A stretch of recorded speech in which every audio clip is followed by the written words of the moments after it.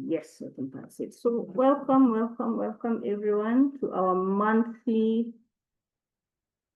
used to be weekly, but now monthly webinar on music therapy. And the reason this exists is because a lot of clients, a lot of information, and primarily from us, is getting to parents about the benefits of music therapy, but also seeing that there are those who still don't understand what music therapy is about, but also why it's so effective. What is making music therapy, the therapy to go for? Why is it beating other therapies? Why is it so effective? And that's the reason this training is back and why we are doing it monthly. And the benefit with this is that you can access it on our YouTube channel even after the training. So I'll make sure I share the link there, and you'll be able to see and re-see and rehear and share everything that we have done. And I will, for those who would like, I'll also share the slide that I will use it. So this slide is from our second day of training, a training that we just finished in regards to music as medicine and method. Music as medicine and method is about understanding why music therapy is so important and why it's not just, you don't use music just for the fun of it. In fact, we are actively trying to change people's perception of music from it's just something that you do. My child likes singing, so that has to be it. And or they have a talent, my child has a talent, can they just do the instrument to grow their talent, and so on and so forth. So it's about us understanding what's the science behind music, what is making it so powerful, what is happening to the brain, which parts of the brain are being affected by music, and why is it so powerful. So today is about understanding music and the brain, music and the mind, and how those two work together to make music therapy the most effective tool there is for neurodivergent children and even neurotypical children. So our agenda for today is, what does a music therapy session look like? I've had that question asked a few times. Then what are the populations that benefit from music therapy? This is not the one. The bonus. Sorry, it's the wrong slide.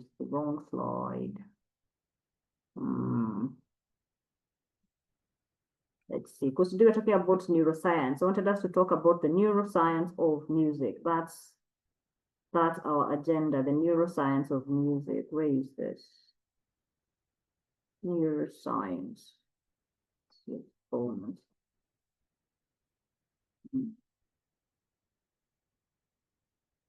The neuroscience of music. Because they really want us to understand the brain and what is happening to it. Wonderful. So welcome to today's therapy. So what is music therapy in a nutshell? Let's start with that. Let's see, I hope there's nobody who is still waiting for me to admit them. I think we're good. So before we understand what is music therapy, I hope you can see that my name is there on the screen. I'm Joan Karanja. It doesn't introduce myself to those who don't know me. I am the founder of Music in Color. We are an organization that is quite frankly obsessed with the brain and the power of music on the brain, and how to use that power to help neurodivergent children, neurotypical children, the human body as a whole, achieve what it needs to achieve in the most effortless but effective way possible. Time for us is something that is really crucial, and we believe even to our clients. So achieving what it is that we need to achieve within the fastest time possible, but also making sure that the journey is enjoyable, is something that is really, really key and important to us. And especially when it comes to children, We understand that from the ages of 0 to 7, it's a critical and crucial time to make sure that we are working with the brain in the way that it will respond to every stimulus that's coming to it, that we are reducing the resistance from the brain when we are working with it. And that is what makes music therapy so powerful, because at no point does the brain resist it. And that is what we'll be delving into today. Let me give a disclaimer. At some point, it might feel a bit heavy. I'll try to make it as light as possible and make it as fun as possible, and in a way that you can understand. Yeah. So yes, that is what today will be about. So I was delving into what is music therapy. So therapy in itself is an intervention that we use to rehabilitate the body, but it's supposed to be a short time. It's usually for a short time. A therapy is a crutch. You only use it until your body is able to continue doing what it needs to do for a while. It's not, forever. It's not something that you need to work on or be on for life, okay? And especially for kids. So music therapy is a therapy that uses the naturally mood-lifting properties of music to aid in the development of children and to work with the brain. So music therapy entails different elements. So we have singing, we have playing an instrument, we have lyric analysis, so where you listen to a song and then you break it down. We have just group sessions where we sing together. There's composing where you write your own music. So it has very many different elements. So today, I know most of us are here because of how then does music work with children. So when we are working with neurodivergent children or neurotypical children, a lot of what it is that we focus on is in instrument playing and singing, okay? So we are playing an instrument, we are learning how to read music, and we are singing together. So those three things, or those three elements of music therapy, is what we primarily use when working with children, and they're very effective. So you will allow me to share my slide. It keeps disappearing. And I hope that this will also help me keep admitting those who need to be admitted, even when sharing the slide. All right.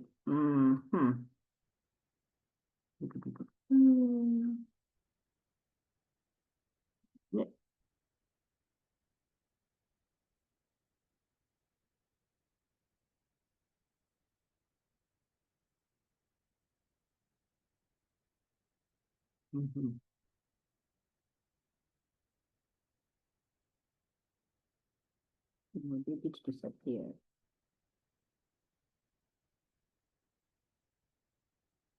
So you'll bear with me when things go slowly. I was just telling myself today how much I need to buy a PC that is moving faster. All right. So I hope you can see the slide. Isaac, are you able to see the slide? Yes, I can see it, John. Wonderful. Thank you. Thank you for confirming that. So our philosophy is that music is the language of the brain. It organizes chaos, restores function, and invites healing. Okay, that is our motto. That is our philosophy. Music is the language of the brain. And we need to understand this from a very, very basic point of view, in the sense that when we say music is the language of the brain, it is actually what the brain starts communicating with when we are still in our mother's womb. At 16 weeks, the brain is already interacting with music. It's already understanding the language of music. What do I mean? How we are able to tell our mother's voices when we are young, it's based on how the brain analyzes music. So it's from the musical tonalities of the mother's voice that a child is able to know that this is mom. Right? Then there is also the fact that even as a parent or as a mother or as a father, how you're able to tell when your child is in playgroup or they're outside with their friends and your child starts crying and there are probably 3-4 other kids crying, you always know that that's my child. You can tell when it's your child crying, even without seeing it, because your brain actually analyzes the musical tones of that crying. So that's the musical part of your brain working, okay? So music is actually a language that the brain understands. And yes, it does organize chaos, it restores function, and it invites healing. And we are going to talk more about how that happens. So for those who have joined us, I've seen somebody who has just joined us, and we've just talked about our philosophy. And I'll just say one more time what music therapy is. I don't know why my here we are. So about music therapy, I was just describing what music therapy is. Music therapy is an intervention that uses the naturally mood-lifting properties of music to aid in the development of the human brain and the body holistically. That's music therapy, okay, in a nutshell. And anybody can actually be a music therapist. Let me just put it out there. As long as you know how to use music to work with the brain. And that is what I'm hoping to teach in the short 1 hour time that I have with you today. That's what I'm hoping to impart on you today. So music and the brain. Understanding how music affects the brain is crucial for enhancing music therapy's effectiveness. And that is why this understanding is what can make anybody a music therapist. And I always recommend that the first thing that you do is use it on yourself. Okay? Music therapize yourself every day. See what it is that you're listening to, see how it's affecting you, watch how it's affecting your children, what songs are they looking at, what songs are they singing, why do they like them, is there a part that they repeat, and then understanding how to use that to help folks out things like speech and to help them develop the activities of daily living, so using it for OT and so on and so forth. So this enables therapists to tailor interventions with scientific precision. That's what makes us so good, that we're able to target scientific precision, like cutting something with a very hot knife, nicely, ensuring a more profound impact on patients' emotional and cognitive well-being. There's no guesswork. That's the best thing about this. And that no guesswork is what makes music therapy so time efficient. That's what I was looking for. So time efficient, yes.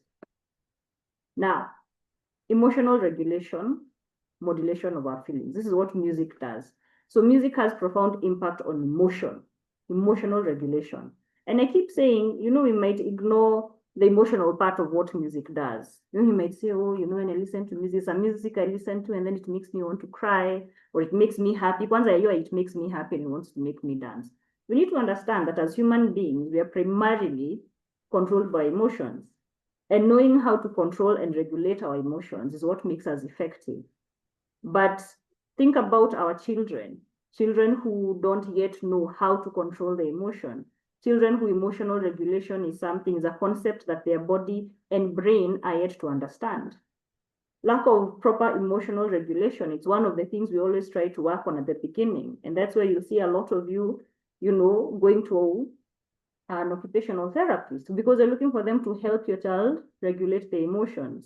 You'll have a difficult time in therapy because your child's emotions are unregulated, or if you're working with an ABA, they tell you that the child is dysregulated, okay, or overregulated, or overstimulated.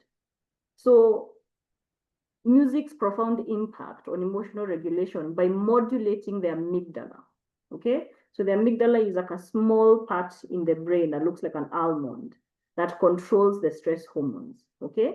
It also increases the dopamine levels. Dopamine, you've heard of it. It's the feel-good hormone. It's what you feel when you feel happy, when you eat chocolate, when you've accomplished something, dopamine comes, okay? Contributing to mood enhancement and reducing stress. This particular aspect of music is what helps children go through music therapy and achieve benefits really, really fast and without feeling as if it was strenuous. And this is where you'll notice that children who go through music therapy achieve more. Why? Because within the sessions, they're happy. Dopamine is in play. And dopamine is not only a happy hormone, okay? Dopamine is also called a neurotransmitter. It's responsible for something called, or it's present in something we call Hebb's law or Hebbian's principle. Niliwaambia class kidogo itakuwa science, so bear with me. And Hebb's law states that neurons that fire together wire together. And when that happens, dopamine tends to be present. Kuna swali? Is there a question? Nimesikia mic ya mtu imeenda on. I guess not. So dopamine's present in Hebb's law, and Hebb's law is what we call the principle of neuroscience. And again, that's what makes music therapy really powerful, that it is so heavily embedded in the principle of neuroscience.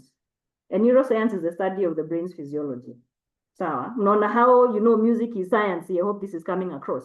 So Hebb's law states that neurons that fire together wire together. What do you mean by firing together? When you're driving, okay, driving, riding a bicycle, okay, or when you're reading, or when you're learning, when you're looking at something, when you're playing an instrument, what happens is when you look at something, neurons from your visual cortex fire up, okay? Whatever you're looking at, you're listening to, even if it's just watching a performance, then the auditory cortex fires. Auditory is the cortex that deals with listening, yes? So you have visual and auditory cortex. So those are neurons inside there. When they fire together, that means they fire at the same time, they link, okay? Making it stronger. If you're playing the instrument, then now you have tactile, okay? You have your motor cortex firing. Those are other neurons. They fire at the same time as the visual, auditory, and tactile or motor. All firing at the same time, they connect, okay? To bring this home, there are two types of people. Those who are very good with direction and those who will get lost 10 times going to the same place, okay? The difference between these two people is that those who are very good with direction are usually looking at multiple things to give them information about one place. Those who are bad with direction, I'm sure there are some of us who are joining here today, usually just look at one thing and only focus on that one thing. And if that one thing is removed, hiyo njia hataipata. In case alikuwa anaangalia simu, miss kuona hiyo kibao imeandikwa nyama choma to your left, hataipata hiyo place. Okay, because they're just firing the one neuron or very few neurons to help them remember a particular place. So that is basically neuroscience and the Hebb's law explained. Sawa. Haya, nimepoteza mtu hapo ama tuko we are together. Then we have communication. Music stimulates areas like Broca's and Wernicke's area. These are places that the parts of the brain that deal with communication and speech particularly, okay? This integration allows for improved verbal expression and social integration. So how many of you have had or have a child who can sing but not speak? Do we have anyone? I can't even see myself. Oh well. I'm sure you've encountered children who can sing and not speak, right? And there's always that question, how is this possible? Why it's possible is because music is able to traverse the entire brain so far mapped out by neuroscientists, uninhibited, all the way to the subconscious, prefrontal, mbele nyuma katikati, everywhere. Music goes uninhibited. Hakuna mali akili inasema stop, don't go. Music is able to go there. And because it works so closely with Hebb's law, it means wherever there is an issue in the brain, music is able to create a bridge, okay? So if there's an issue in the Broca's or Wernicke's area in terms of communication, music is able to go and either one, create new neurons, okay, or brain cells, or two, create a new neural pathway, create a new bridge, create a new road for communication to come through. And this is what actually makes speech develop so fast once it is targeted through music therapy and instead of just traditional speech therapy, okay? Now I'll get back to that later. Then motor function. So through music therapy, individuals can enhance their motor function and rehabilitate efforts. And especially with children who have cerebral palsy, or even children who have fine motor skill issues, eye-hand coordination, all that, okay? Because again, relies heavily on neurons that fire together, wire together. And what is it that in music that makes that possible? Rhythm, okay? Rhythm, that Mary had a little lamb, the rhythm that makes that twinkle, twinkle, little star. Treatment is the new baby. Sorry? Hello? Lynn, do you have a question? She had turned off. Lynn, do you have a question? I mean, it was a mistake, whatever. Okay, I think that was sorry, Joanne. Sorry, it was a mistake. Sorry. okay. All right. But that was a good interruption. Are we together so far with everyone? Nimewatupa wapi? I told you today it might be a bit biological, neuroscientific, and all these things. It's important. It's important to understand. So that when I tell you music is effective, you no longer have to ask why though. Why is it effective though? All right. I hope this is answering that. So principle of neuroscience, keep that in mind. Okay, that music therapy is very, very, very, very married to the principle of neuroscience, which states that who's in there? The neurons that fire together wire together. And I think that's where I had posed. That rhythm is what makes that possible. Okay? When we are clapping to whatever song, you think you're just doing, nothing. It's just a clapping. And then we have our fellow people who are always clapping offbeat. Where you are we're still trying to discover what happens there. That is actually very key in facilitating Hebb's law. Okay? And to a point that even when you're calming down a child, whether they're infants, you're always doing this. You're always lulling them. You're walking everywhere the whole night. Mothers are always complaining, I spent the whole night just lulling my baby to sleep. And you're wondering, why must I do that? Why must my body involuntarily have to do this? It's because the rhythm that comes from that shaking the up and down actually goes into the brain, connects to the amygdala, produces dopamine and serotonin that calms the child down. Or when a person is crying and they come and hug you, what's the thing that you do without even realizing? You're always tapping them on their back. This actually helps calm them down and lower their BP or their heart rate and relaxes their vital signs. So even just this, okay, this is rhythm and it's already going into affecting the body and helping calm down our emotions. So that's why when you tap somebody after a while, after Wamelia, you'll notice that they calm down. It's not because you're a good hugger, it's because you actually did the tapping. And the rhythm went and communicated straight to the brain. Okay, so all that is happening. So, hey, where was I in this sharing thing? Okay. Right, we're here. I think it's easier to share the whole screen because I'm seeing guys who are coming back or logging in, right? So hide so that I can focus. Good, so motor functions. We talked about activating the motor cortex and cerebellum. Music facilitates movement and coordination. And today it was very important that I mention all these scientific names and brain terms. Because like I mentioned at the beginning of this training, it's about changing your perception of what music is, of what music is capable of doing. Okay, and I'm hoping that by hearing all these terms like cerebellum and amygdala and motor cortex, you're beginning to see just how serious this thing is. And, no longer taking music as the artsy, beautiful thing that, yes, rightly so it is, but we ignore so much more of the power that it bears. Then music significantly influences memory by activating another beautiful word, the hippocampus. It triggers past memories and improves learning capabilities. Okay, proving beneficial for those with cognitive impairments in educational settings. And this is really, really key. At this point, I'm going to stop sharing for a minute. Now haitaacha niache to share. Because I want us to now communicate. Now, how many of us remember something that they read or the last lesson they had in campus? Final lesson, last thing you read in campus. How many? By a show of hands. Those who have been with me before know I'm usually very patient when it comes to conversing. By a show of hands? All right, good. How many of you remember songs that they learned in nursery school? A song they learned in nursery school.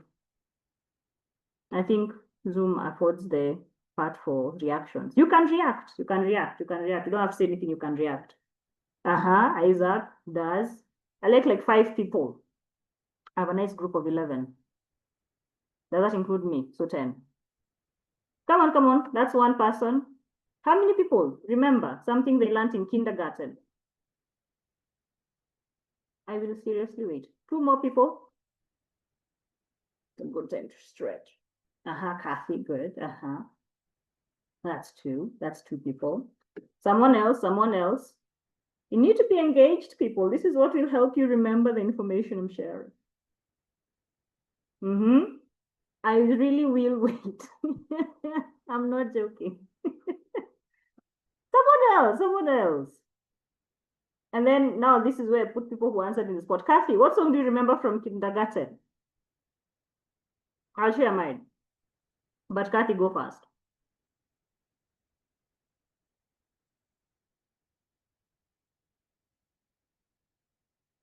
What song do you remember? Oh, is somebody waiting? Okay. Hi, you have to answer and be participatory. Okay, how many of you remember moja mbili tatu nne tano sita or Mabrican number 28? Only to be told it's public one. All those songs. Isaac. Yes, Isaac, what song do you remember? Twinkle, twinkle, little star. Yes, Twinkle How Twinkle I Little love Stars. you. And so on and so forth. Yes, thank you, And Isaac. So unaona huyu anakumbuka zote. Thank you, Isaac.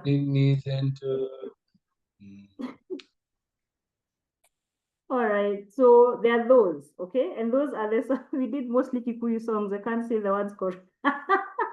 I can guess a few. Ne. My mom can sing almost 20 songs that they used to do in kindergarten. You should see her with her sisters. It's ridiculous. And so this speaks to how much the brain remembers when the information is passed on through music. Okay? And even when we can't remember the words correctly, whatever words we said within the song at that time, they stick and they really, really stick. Okay? But here's something else that we need to understand. What makes memory? What makes the memory so powerful? Yeah? What makes the emotion so powerful? What makes music so powerful in terms of how it's affecting the motor cortex and the hippocampus, the cerebellum, and the amygdala, and so forth? What makes it so powerful that all these areas of the brain have to stop and listen, have to stop and communicate, have to stop and work together? Yes? And it is one thing that when the brain is when the music is communicating with the entire brain, there's one particular part of the brain that it quiets down. Okay? So I'm sure some of you or all of you have had an experience where your brain is on overdrive. It doesn't keep quiet. It's saying stories from here to Timbuktu, especially when you're trying to sleep, isn't it? Now, it is at this time that we call the prefrontal cortex the oversharer. Yeye ndiye sasa ameamua atakupatia shopping list ya here next month and everything you need to do between here and tomorrow. That's your prefrontal cortex. It's also the logical part of your brain, and it's also the part that is responsible for executive functioning. Executive functioning is something that we'll talk about in our next training. Okay? So, what is so profound about shutting the prefrontal cortex? So we're going to do an experiment. Okay, those who have been here before have done it, but those who haven't been there, you'll enjoy it. So we're going to sing a song, right? I'm going to pick a random song, one of the ones that Isaac has shared. And then while singing that song, I want you to try and have any thought outside of that song, okay? And see what happens to your brain, all right? Now, this one, I'll actually need you to participate for you to understand the session or the lesson, okay? I need to at least 3-4 people to, and even if you won't say anything, just comment. So I'll need reactions to come through, okay? So we're going to do a simple song. I think I like Baba Black Sheep for whatever reason, still singing in my head. So we're going to sing Baba Black Sheep in our heads or loudly, however you want. Then as we sing, try and think about anything else. Ready, set, go. Baba Black Sheep, have you any wool? Yes, sir, 3 bags full. One for the monster, one for the boy. One for the little boy who lives down the lane. Done? Nice. All right. How many of you are able to think about anything else other than Baba Black Sheep and my ridiculous face? Anyone? Who could hear any random thought within that very short exercise?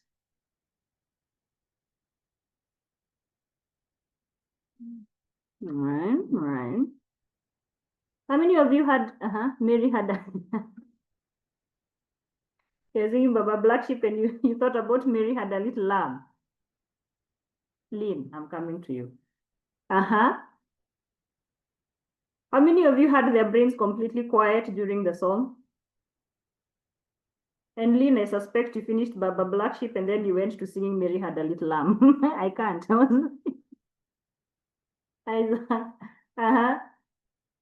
Who else? Who else? Who else? Who else had their brains completely quiet?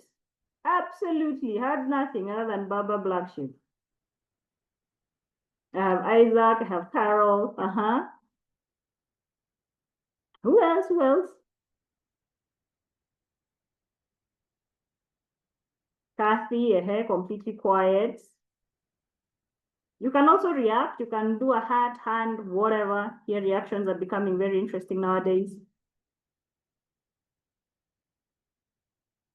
Come on, people, come on, wake up, wake up, wake up. You want to understand why this is happening and why it's important, it's why it's happening. So those who have responded, I'm sure they're angry at everybody else who isn't. Come on, people. React or send me something in the comment section. One more person, then I'll stop nagging. One more person. One more person. I'll wait. Don't make me wait until 8:30, though. No. Haya. Hivi ndivyo mwalimu anasikianga akiuliza. Anauliza swali. Alafu, the few that answer are the ones that answer. Lele. Eh? Okay. So, now that's Aki time. When the prefrontal cortex goes quiet, okay, like it has done when you sang that simple song, it was not so much as going quiet as the fact that your brain now focused entirely on everything that had to do with that song. Okay, that from the words to the intonations to the up and down melodies to the rhythm, your brain focused completely on that song. Okay, now let's think about what that means for a second. If you're working with a child whose brain is consistently on overdrive, okay, and we are talking about high percentage of neurodivergent children, their brains are always learning, always analyzing, always thinking, always trying to calm themselves down. Okay, that's where you have stimming that happens because their body becomes so pent up that they need to relax it because of all the stimulus that has been going through them. So imagine that child, and the minute music is introduced, their brain goes quiet and is able to focus on the information embedded within the music. That means everything that I want that child to learn within our session, they learn. Everything that I need that child to remember within that session, they remember. I was busy. You are Edna. Some of you are funny. You are busy assessing what I said. Okay. So this is what I want you to understand is the power of music. That any information I give to a child and use music as the medium to transport that message, the brain 100% pays attention to it and holds it in. And considering the fact that Hebb's law is seriously tied to music therapy, that neurons that fire together wire together permanently, it means that information is never lost. That means those clients who come to us and take a break for a month, when they come back, our kids still remember everything that they learned. In fact, it's become common practice for when parents come back after taking a break, whether they've gone on holiday or they've traveled, they're like, when they ask, how was the lesson? Did they forget anything? I tell them, no.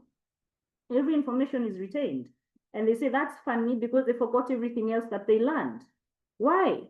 because they have the superpower of using music. And you can too, as a therapist, as a parent, whatever information you're trying to pass on to your child, use music as the medium to process or to take that information. So whether you're doing occupational therapy and teaching activities of daily living, whether you're trying to coax speech by working as a speech therapist, having music as your medium of operation, as your tool, is what will help you achieve your goals really, really fast. As a parent, if you're trying to create a routine that helps your child move from one activity to the other without those meltdowns that come in transition, music is your go-to.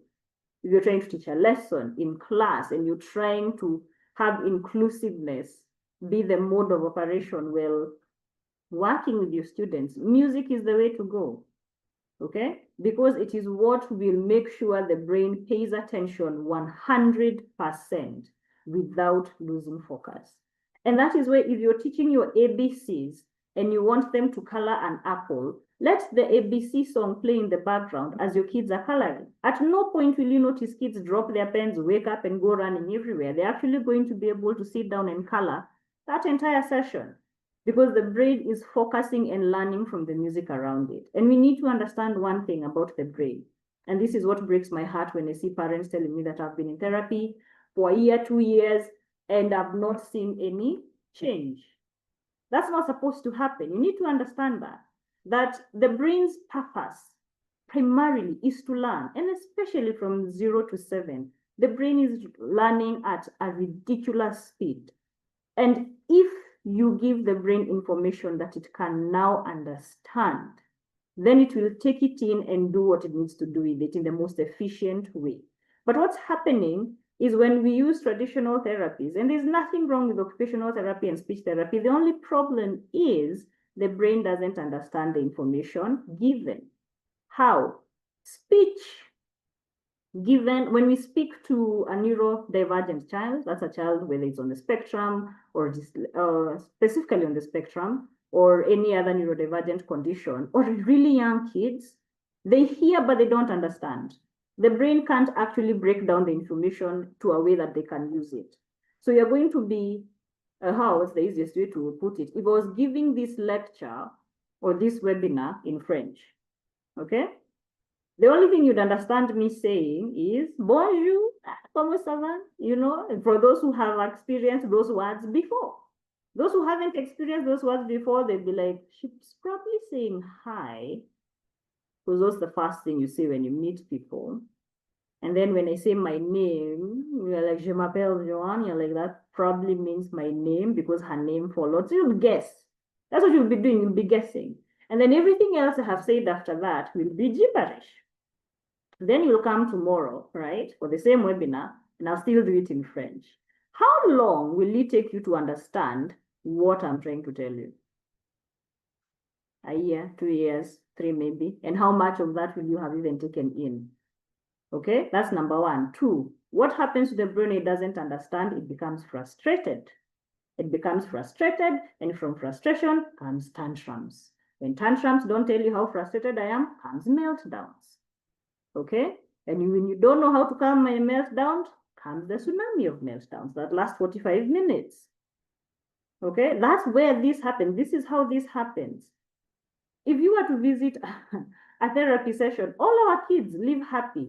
They might enter feeling a bit some type of way, but within, and I'm not even lying, within 3 minutes of being with a music therapist or being with me, they are calm and they live happy. In fact, some of them don't even want to leave. Now, the funny thing about that is the effects roll through the entire day. That is a parent who had to ask a shadow teacher after we had finished the session, like, what did Miss Joanne do? Because this child has been happy the entire day. Because within those 30 minutes, the brain understood the assignment. The brain understood what it was learning. The brain had fun doing it. Try learning something when you're not having fun and see how well you're going to do. And try learning something when you're having fun. And we need to remember that children primarily learn while having fun, while doing play. So for conditions like autism, where play is hard, especially with other children, when it comes to music, it's their heaven. especially because it's the time when the brain relaxes and learns so much. Okay, so music is the go-to. All right. The last thing I want to show you before, because I can see time is, what do we say? He's running. He's escaping us. What is he doing? Right. So I just want us to look at the brain, which child, what is happening there. Right. So here he is. All right. So look at it. So we have the corpus callosum. So this is the part that connects the right side of the brain from the left side of the brain. I like calling it the thicker superhighway, okay? Because there's a lot of traffic. Both sides of the brains communicate. That's how you are able to do the things that you do, okay? There's a lot of communication between the two brains. Now, for children who participate in music and structured music lessons for over 5 years, this part of the brain tends to actually be bigger. Yes, you had it. That music actually changes how your brain looks physically. It changes the size, it changes the shape of your brain for the better. Because what happens when the part that is responsible for communication becomes bigger, then that means there's better communication within both parts of the brain, which means the brain is actually operating at an optimum pace or an optimum speed. And it's just better communication, isn't it? It's like going to a place where there's really good Safaricom network and you're talking to somebody, right? Then we have the motor cortex involved in movement while dancing or playing an instrument. We have the prefrontal cortex, controls behavior, expression, and decision making. That part is where I was saying in Nyambazanga, so that you can hear the music and understand the music and everything else. It is also the part that controls executive functioning behavior. And you'll get to understand just how much music plays a part in that. Then we have the nucleus accumbens and amygdala. These ones are involved with emotional reactions to music. Remember the first thing that I said, that emotions control just how effective we are in our lives. Then you have cerebellum, involved in movement while dancing or playing an instrument, as well as emotional reactions. Please note, another place that is tied to emotion. Visual cortex, hii ni kuona people, hii ni kuona. So involved in reading music or looking at your own dance moves. You have the hippocampi, involved in music memories, experiences, and context. So if you ever hear a song and then you remember you had it during your first heartbreak or your first wedding dance, or the first day you enjoyed a double-decker pizza, triple-decker pizza, that's the hippocampus being at play, yeah? Then you have the auditory cortex, listens to sounds, perceives, and analyzes tones, all right? You're okay to, whoa. Zeze, when did you go to Nini? Then sensory cortex controls tactile feedback while playing instruments or dancing, okay? Working closely with the sensory cortex and the motor cortex is what helps us build our fine motor skills, okay? So there's a lot, people. Like I said, this is part of our day 2 training. Okay, siwapati yote, that's just a snippet of what we do in day 2 when we are learning. There's a lot to unpack. But have we understood just how important and just how scientific music is in all this, and how it plays a key role in developing all the milestones of children? Have we understood just all the areas of the brain that the music touches? And those are so far what we've mapped out. As neuroscientists, we're able to tell you, hii inafanya, based on the images I've shown you, this is doing this, this is doing that when music is around and all that, okay? I've not even gone and, delved deeply into just how music develops speech therapy. That's a training in itself, a webinar in itself, okay? So today was about understanding music and the brain and how music facilitates so much learning, okay? There is, I guess the last thing that I'll mention that music does is that it facilitates something we called neuroplasticity and neurogenesis. I already explained what this is, I just didn't give them the names. So when I said that if a child has speech delay, okay, or speech development issues, or speech hasn't yet come in, but they can sing, when music comes in play, and when you're working with a music therapist and how they're able to eventually coax out now the speech, and especially communicative speech, That's what we guarantee, communicative speech, not one word here and there. All right, your child is actually able to communicate with you in words and statements, like the way I'm doing, is because music goes, and if their neurons are lacking, the brain actually creates neurons. That's neurogenesis. It creates new neurons. Neurons are pretty much brain cells. And if the neurons are there and they just haven't fired at the same time, if there's just no communication, if there's just no connection between the two, then neuroplasticity comes in. And neuroplasticity is what happens when you're learning a new skill. It is when neurons fire together and wire together and they begin to form a road of communication, of remembering. That's neuroplasticity. And for the longest time, actually it is up until 1970s, scientists thought that after you get to 25, your brain stops growing. Like, that's it. If you have a messed up brain, if you didn't learn what you needed to learn, that's it. Time's up. All right. But from 1970s, they actually realized that the brain is capable of learning even more and more, as long as you give it the right tools. And the things that facilitate neuroplasticity, especially music, number one. All right, music is number one. Number two, very close to music, is exercise. All right, working out, lifting weights. And this is where your children have to do physical activities. Okay, PE teachers, very important people. Okay, physiotherapists, physical exercise is really key for our children's brain development. Walking in Karura Forest, hugging a tree, being barefoot in grass. You have to make sure your children are exposed to this as well, because it is important for their brain development. Have this with music right by your side, and that's why working out is so closely tied to neuroplasticity, because even as you're contracting your muscles, which are in themselves, a pharmacy of very good hormones that help the body heal, is you're always with music, because music will help motivate you. So even when your child is working out, or you are working out, or you're doing your nature walks, and even just listening to nature itself is music.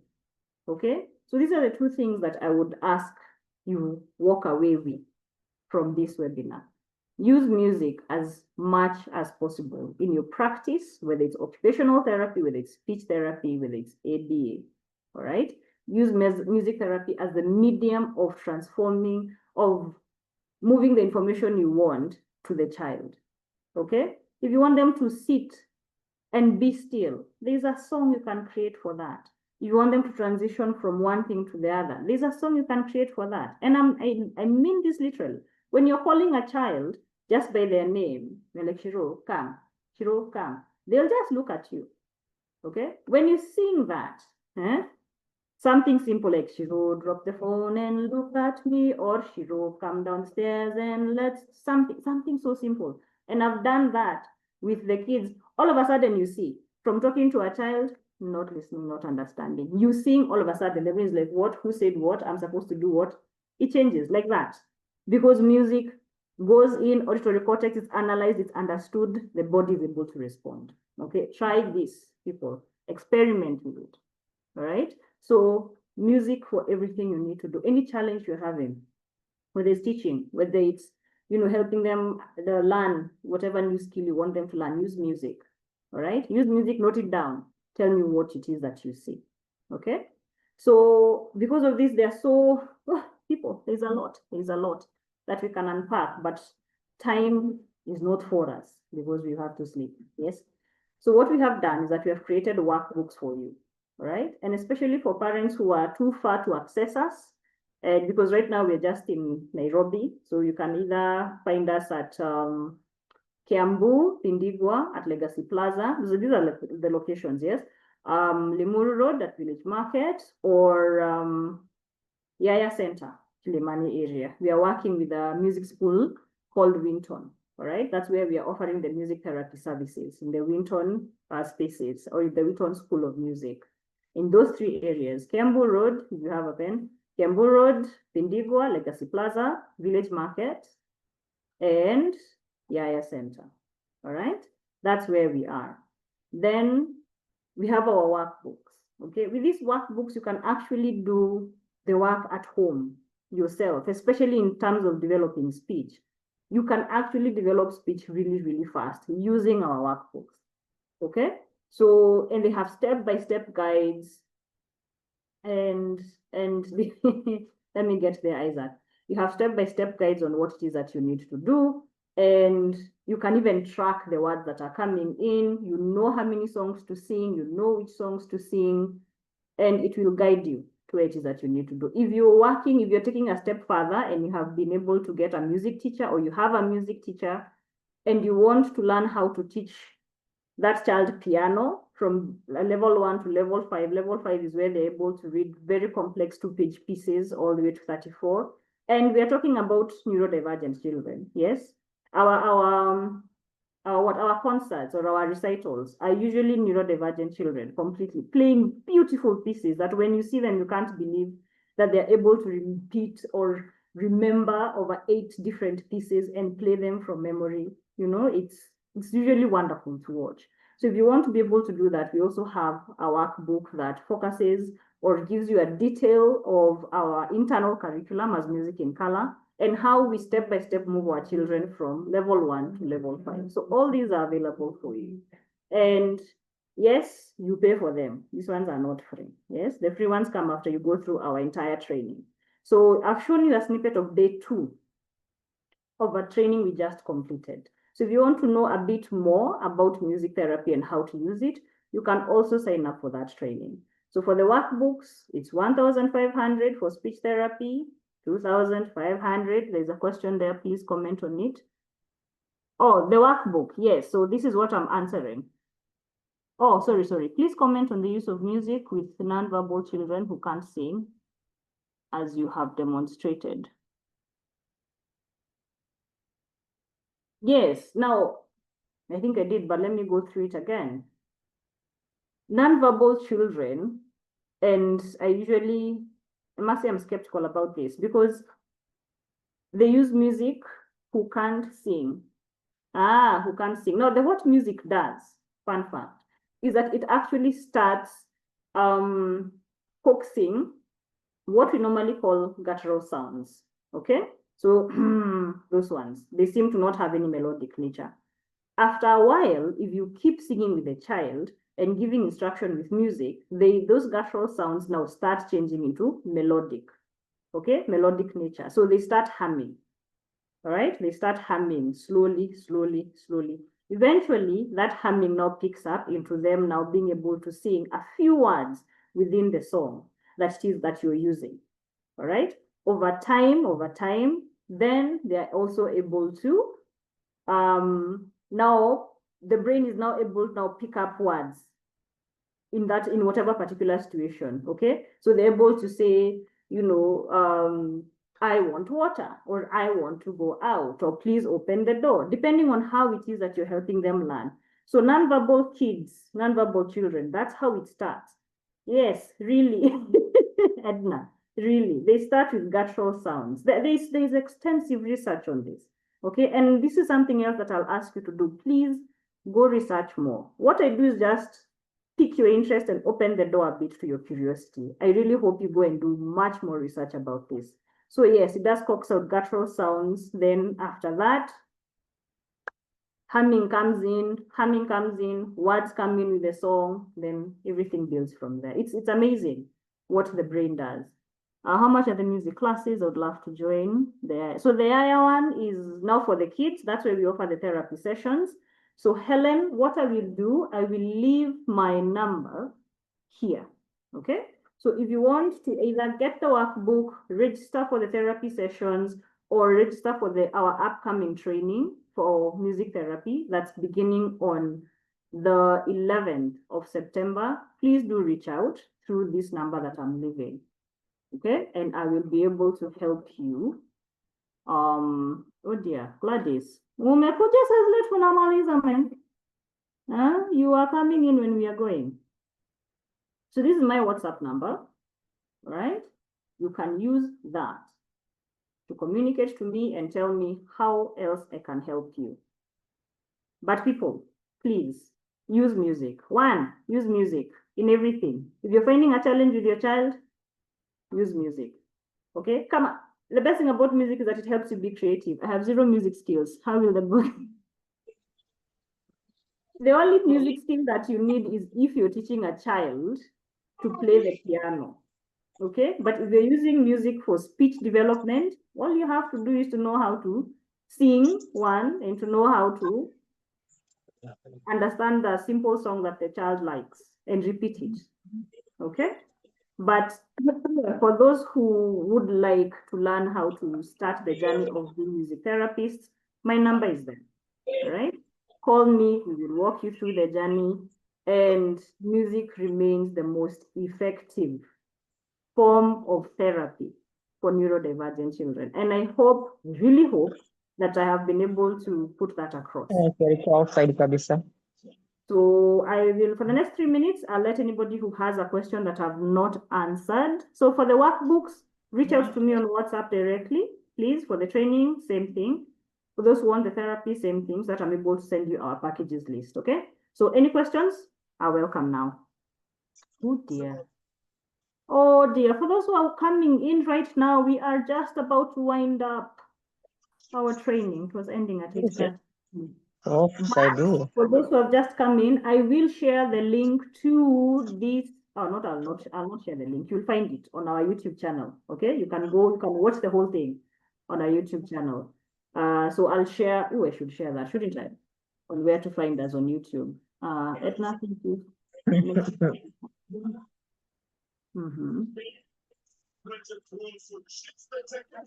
Yes, definitely. I thought she turned hyper. No, that's just enjoyment. That's just enjoyment. The music, that's one thing that happens that sometimes people get afraid that when music is present with you, the child gets really, really, really happy. And at some point, we're like, oh, maybe, maybe I shouldn't do that, because we are taught to believe, especially in the field of regulation, that they're going to be too hyper that they can't focus. But if you use music the right way, it is actually what helps them focus. You shouldn't happiness. Yeah. it opens doors. It opens doors, but it opens doors for you to also learn more about the child and about things that she was probably not even comfortable showing. Okay, so it's the truth seeker, it's the truth speaker. So try it. And also understanding, because not all music is good music. Okay, maybe I should have led with that. Not all music is good music. You have to be and that's what makes a music therapist, is that you have to be very conscious of the music that you're using. Because if you use the wrong music is a double-edged sword, right? There's good and there's bad, but it just cuts as sharply on both ends. Okay, the good side and the bad side. So be very, very conscious and careful of the songs that you use and of the words that you have, right? Because remember, music goes straight to the subconscious without any permission. Okay, so that's something else to consider. So our YouTube page that you'll be able to find this training is at Music in Color Kenya. Music in Color. That's our YouTube channel. So again, this is for those who have just joined us. Our YouTube channel is where you'll find this training that we're just completing. It came in a bit late. Also because this training is monthly.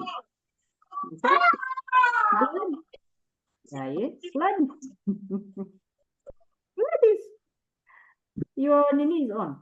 All right, thank you so much. Anybody with a question? Let me share my number again, maybe for those who need it. Thank you so much for joining me. Okay,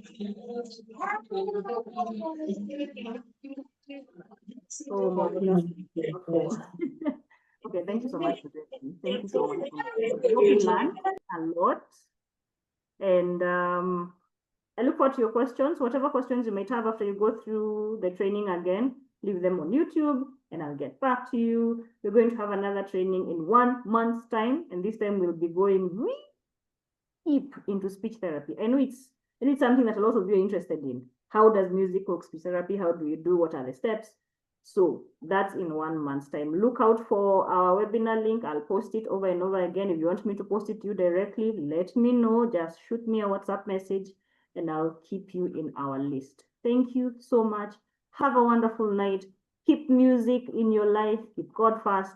And thank you for joining me tonight. So from me to you, good night. Bye-bye. Bye, Joanne. Bye, Isaac. See you on the next one. Hmm. Good girl.